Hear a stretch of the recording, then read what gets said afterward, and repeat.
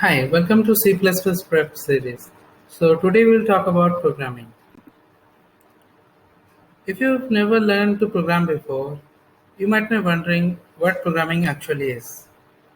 Well, when we write a program, we are giving computer a series of commands that kind of look like English, and you can think of computer as a very obedient dog listening to your every command and doing whatever you tell it to do.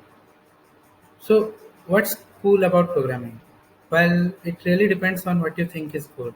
Because as it turns out, you can use programming in pretty much everything out there.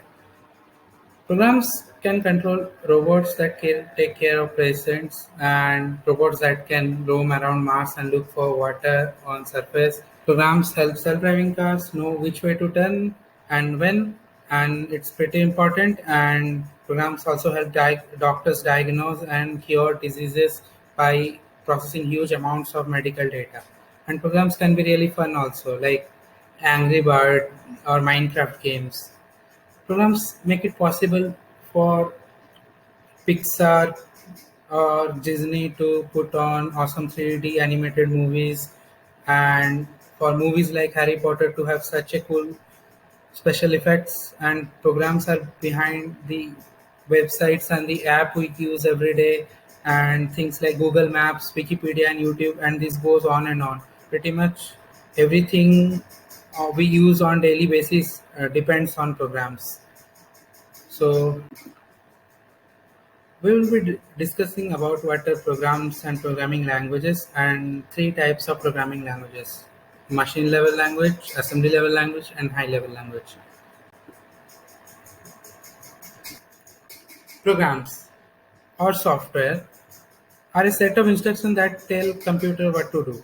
Hardware by itself cannot do anything. We have to give in a set of instructions to tell it what to do. We use programs to interact with computers. Similarly, as we do interact with others using our languages, for example, English. Similarly, to communicate with computers, we need to know programming languages. So we write programs in programming languages. So what are programming languages? Languages are used to write programs are called programming languages, and computers are machines and they do not understand our human languages. So programs are written in these special languages called programming languages so computers can understand easily. So there are three types of programming languages, and the first one is the machine level language. So machine level languages are binary, and computer only understands binary. So they are basically made up of zeros and ones. So every instruction would be composing of different combination of zeros and ones. For example, to add two numbers 3 and 2, in the instruction may look something like this, and it is very difficult for humans to remember and use. And another disadvantage is it is machine dependent, and it will vary from one machines to other, and it is very difficult for humans to get acquainted with.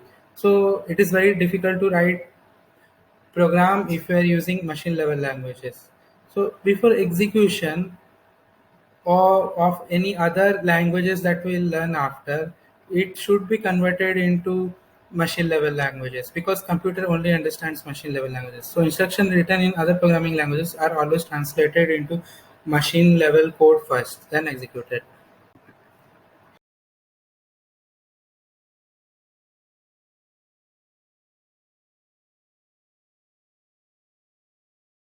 Assembly level language. This was made to make programming easy, and they are also machine dependent like machine level languages. And there is also introduction of keywords like add sub, and what it does is it makes instruction look more English like.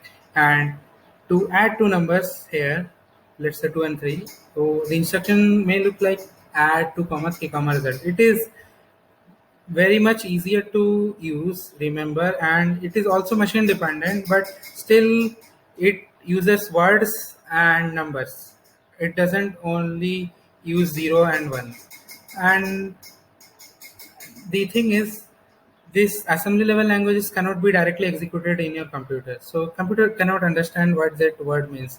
because it understands only binary. So assembly level instruction can be directly executed on your machine. There are special programs called assemblers which can translate your assembly code to machine code, and when it's converted into machine code, it's in binary, and then it can be executed on your computer.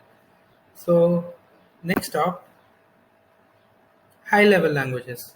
So high level languages are English like words, and they are easy to learn and use, and they are the mostly used varieties we know. And for example, we can take C++, Python, Java, JavaScript. Everything is a high level language, and it is not machine dependent. So if we write a code, we can run it in any machine independently. It doesn't depend on machine. And instructions here are called statements. We can also say that program written in high level languages is called source code. And we add two numbers as we have seen in previous ways. So here it would look like result equal to 2 plus 3. So it is what we actually write in maths. So this is very convenient way of writing code. And the other thing is it is very close to English, and it is very easy to understand, and it is very programmer friendly. And special program also exists here also. There are two types of programs called compiler and interpreter. There is difference between two, we'll discuss later. And so what it does is it converts source code to machine code. Again, as we have seen in assembly codes itself cannot be run into machine. It should be converted into machine code. Similarly, high level languages also needs to be converted into machine code in order for the computer to execute it. So source code gets converted using compiler or interpreter, or both using machine code. So for example, C++ uses compiler, Java uses both compiler and interpreter, and languages like Python use only interpreter. So we'll talk briefly about compiler and interpreter in upcoming videos. So for now, that's it. Thank you.